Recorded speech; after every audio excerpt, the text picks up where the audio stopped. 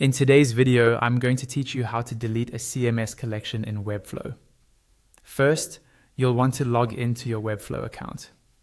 Once you're signed in, you'll land on your main dashboard, where you can see all of your sites. Find the site you're working on, then hover your mouse over it. When you do, you'll see an option that says Open in Webflow. Go ahead and click that to open up the designer.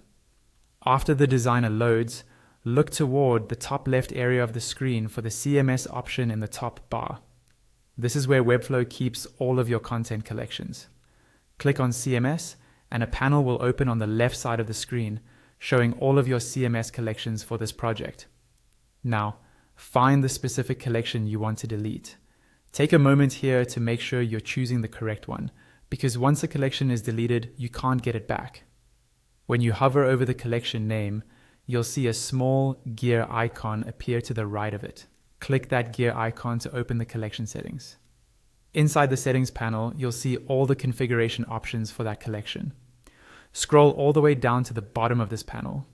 In the bottom left corner, you'll see a button labeled Delete Collection. This is the button you'll use to remove the collection from your project. If this delete button is not clickable, that usually means the collection is still being used somewhere on your site. For example, it might be connected to a collection list on a page, or there could be a collection page that depends on it. In that case, you'll need to go through your pages, remove any collection lists that are linked to this collection, and disconnect any bindings that reference it. Once everything is unlinked and there are no active connections, come back to the collection settings and the delete button should now be available. When you click Delete Collection, a confirmation pop-up will appear.